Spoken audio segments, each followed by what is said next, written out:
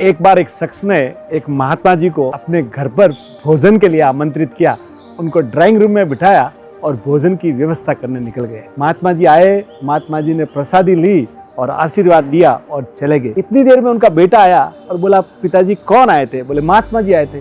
बोले, drawing room में मेरे बहुत सारे पैसे थे, वो अभी गायब है। तो पिताजी ने कहा कि देख, महात्मा जी बड़े सज्जन है, ऐसा काम महात्मा जी नहीं करेंगे। बात आके चली गई, 1 साल हो गया। तो उस शख्स ने महात्मा जी को वापिस अपने यहाँ भोजन के लिए आमंत्रित किया और जैसे ही ड्राइंग रूम में बिठाया, वो भोजन की व्यवस्था करने पास में चला गया।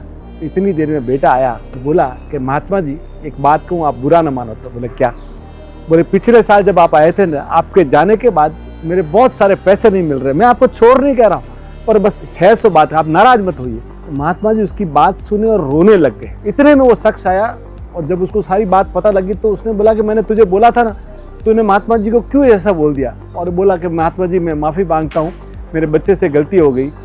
तो महात्मा जी ने कहा कि बेटा, इसने मुझे पूछा इसलिए मैं नहीं रो रहा हूँ। तो बोले, क्या बात की? बोले, वो देख, सामने जो रामायण पढ़ी है ना, वो खोल।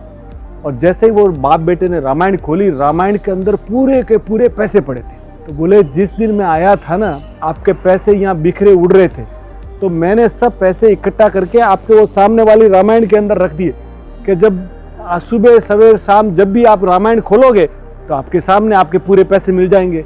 पर मुझे आंखों में पानी इसलिए आ रहा है कि पूरा साल बीत गया और आपने घर में रामायण नहीं खोली है। तो हमारा हाल भी यही है सर। हमारे मित्र है विशाल भाई, सुहाना मसाला वाले, जो बड़े आध्यात्मिक है, तो वो बड़ी शानदार बात कहते हैं कि शांति भाई, समय ऐसा आ गया है कि हम धर्म मानने वाले बहुत हो गए, धर्म निभाने वाले कम हो गए। हम सुबह उठकर दिन में 500 बार मोबाइल जरूर खोलते हैं, पर महीनों बीत जाते हैं घर में अच्छी भगवान की किताब खोले हुए। तो साहब, पहले धर्म निभाइए, धर्म मानने से ज़्यादा। Thank you sir.